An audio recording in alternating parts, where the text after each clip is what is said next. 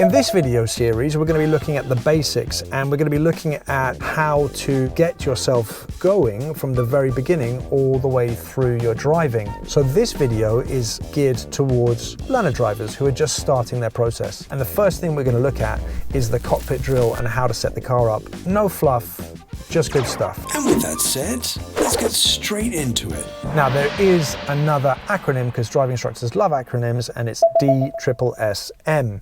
I don't tend to use that acronym, but I'm going to give it to you anyway. So the D stands for doors, the three S's stand for seat, steering, seatbelt, and then the M stands for mirrors. Two things that you need to be doing with your doors. Number one, you need to make sure that they're closed, and you want to make sure that when you're opening them that it's nice and safe. In most modern cars, an alarm would sound if the door was still open. You could also check to see if your interior light was still on, or give the door a good shove to see if it's still loose. But otherwise, you could be looking in your wing mirrors to see that the car is nice and flush. What I mean by the flush is that both door panels fit together nicely. When I'm opening my doors, it's now been highlighted in the highway code that we should do something called the Dutch reach. The reason why probably it's called the Dutch reach is because in Holland they have a lot of cyclists. Now the Dutch reach says I should be opening my door with my other hand, and when I go to open my door, it brings my head round so I can look over my shoulder. Now ultimately, I'm not saying I disagree with this, but you need to make sure that it's safe. So you can look in that mirror, you look over your shoulder before you open the door. And that's all that's important, really. Just make sure when you open the door, you do it safely. Seat. My seat goes forwards, backwards, up, down, and tilts. To go forwards, I put my hand underneath my seat, and there's a nice lever here, and I can move the seat forwards and backwards. On the right-hand side, I've got a lever that can raise or sink my seat to get the right height. And on the hinge, back on the right-hand side, is a wheel that I can turn to adjust the back end of my seat. Now, I certainly don't want to be driving like this. If my seat is all the way back like that, I'm not going to be able to see where I'm going. It's way too comfortable. In fact, that's really comfortable. I could probably have a little snooze. But that's not what we're doing, we're driving here. Positioning that I want and very closely connected with the seat is the steering. So what I'm going to do is I'm going to get my seat in a position here. So I'm sitting reasonably upright. I like to see quite over the steering wheel. I want a good view through my front windscreen. So probably something like that. And my seat, moving it into position here. Probably like that. I'm going to use my clutch to sort of gauge where I am with my seat. Now what I want to do with my clutch is I want to be able to put my clutch all the way to the floor. I can touch the floor there. That probably feels about right. And my seat, if I raise it up maybe one notch like that, that feels pretty comfortable. And finally, when it comes to adjusting your seat, the last thing you've got to adjust is your head restraint. Head restraint is really important because if it's not adjusted properly and your head moves backwards too far in an accident, you could cause severe damage to your neck and potentially your back. It's really simple. The rigid part, which is all of this, must be at least the height of your eye or the top of your ear and as close to the back of your head as possible, bearing in mind not all head restraints tilt. To adjust it, there's a button here. I press that button in, and with my other hand, I can either raise it or sink it. And for me, that feels comfortable. The steering wheel, there is a way to judge this. Now, some people say that you want a nice bend in your arm, and that's absolutely true. You do want a nice bend in your arm. But another way to do this is if you raise your arms forwards like so, and the wrist, or my wrists, are somewhere near the top of the steering wheel, giving me a good distance from the steering wheel. So I would always do that. Now, if you want to adjust your steering wheel. How many times have I just said steering wheel? There is a lever here, and I can bring that lever down. Just there, and I can now bring the steering wheel towards me. I can bring it up, I can bring it down, and then I get it into a position like so. That's about right for me.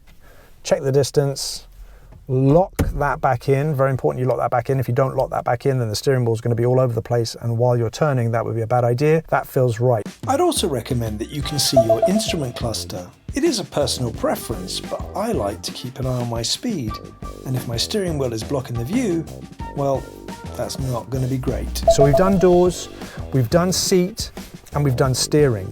Now it's mirrors. Now at the beginning of this vid, I said this. DSSSM. I don't tend to use that acronym, but I'm going to give it to you anyways. So I tend to do the mirrors before the final S, which is the seatbelt, and the reason why is I like to have freedom of movement before I put my seatbelt on. That's it. Back to the video. What I'm looking for is I'm looking to sort of frame that back window. I've lined the top of the mirror along with the top of the back of the window, and I'm getting a nice view through that rear view mirror. And it's very important when you're adjusting this mirror that you're actually sitting in the position that you're going to be driving. Too often I see people sort of leaning forwards and they're adjusting their mirror, and then when they go sit back in their position, they look back at the mirror and the mirror's all over the place. So sit in the position, like look forwards, maybe even hold your steering wheel, and then look up at the mirror, and you should be able to just glance up and get a good view. And when adjusting your rear view mirror, try not to get your fingers on the glass, otherwise you're going to be looking at your finger smudges. The next thing is going to be door mirrors. Most cars, most modern cars, it's all electric. In my car, I press the start button. This simply just gives me full electrical power, allowing me to adjust the mirrors. If your car has the key ignition, then you would just turn the key one click or two to give you the partial power you need to adjust the mirrors. That now activates my dashboard, so I've now got electrical power. I can see everything is coming on, even my fans have just come on. And now I come down to my wing mirror adjustment, and you see this on here. Now again, some cars are different, you're just looking for something similar. It says L and R, so I'm going to twist that to the right hand side, and I'm now able to adjust this mirror here. Now if I move that and I move that to the left, you're going to see my wing mirror is now moving in. If I move that to the right, it's going to push my wing mirror out. I want to be able to see my car. Now it can't be too much of car, because if I'm just seeing my car, I'm not getting benefit from my mirror. I want to be seeing a bit of my car, like a thumb's width of your car. Again, it depends on how big your thumbs are. And I want my mirror to be as horizontal as possible so that I'm able to see directly behind me. I'm gonna flick that switch to the left-hand side. I'm now picking the left mirror, like a thumb's width of my car, something like that. Horizon somewhere in the middle. It's fundamental that you can see your car. If you can't see your car, how can you judge where something is in relation to you? So it's really important when you're adjusting your mirrors, you can see a bit of your car, but not too much of your car, because the whole point of these wing mirrors is to get a view on the angles of the sides of your car.